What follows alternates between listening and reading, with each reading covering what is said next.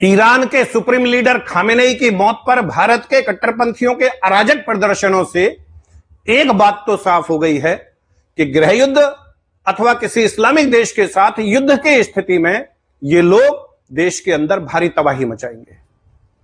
गजवाए हिंद की इनकी तैयारी पक्की है, दिमागी तौर पर भी और शारीरिक तौर पर भी। इन जाहिलों का प्रत्येक व्यक्ति एकदम क्लियर है, इसलिए हमेशा वार मोड में रहता है। वो विश्वास के डुगडुगी के कंफ्यूजन में कतई नहीं है, फिर चाहे मोदी जी की योजनाओं का कितना ही बड़ा लाभ वो उठा रहा हो। महिलाओं के बेइंतहा दमन के बावजूद उनकी औरतें मजहब के लिए अपने मर्दों से एक कदम आगे रहती हैं। अधिक से अधिक बच्चे पैदा करके अपनी जनसंख्या बढ़ाने का कट्टरपंथी लक्ष्य पूरा करना वो अपना फर्ज समझती हैं। इसलिए भारत में हमारे मुकाबले जाहिलों की जनसंख्या लगातार बढ़ती जा रही है और उनके बच्चे भी बच्चे नहीं, टाइम बॉम्ब हैं जो समय आने पर फटने को पूरी तरह तैयार हैं। इधर हिंदू, मैं, मेरी पत्नी और मेरा एक बच्चा ही मेरा पूरा परिवार है, इस तक सिमट चुका है। पहले हमारे यहां भी 20-22 वर्ष की उम्र में शादी हो जाती थी, समय से बच्चे होते थे। 50 की उम्र होते होते बच्चे बड़े हो जाते, उनकी शादी हो जाती, काम धंधे सेटल हो जाते।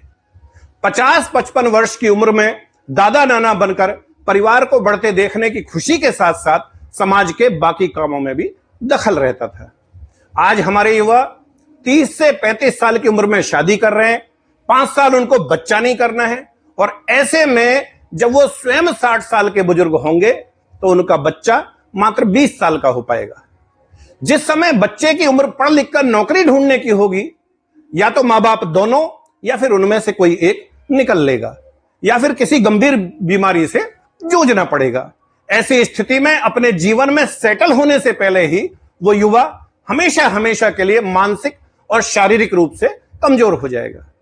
संख्या में घटते जाने के साथ साथ बात रोजगार जिहाद की भी है। तुम लड़ते रहो आपस में आरक्षण के नाम पर। देश में कुल रोजगार का मात्र 2% ही सरकारी नौकरियां हैं।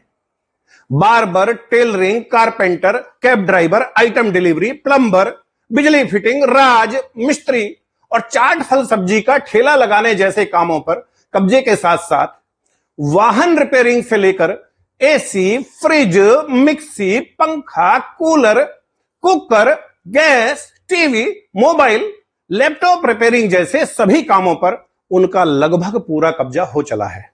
और हिंदू युवा वो 20,000 की प्राइवेट नौकरी के चक्कर में फंस चला है।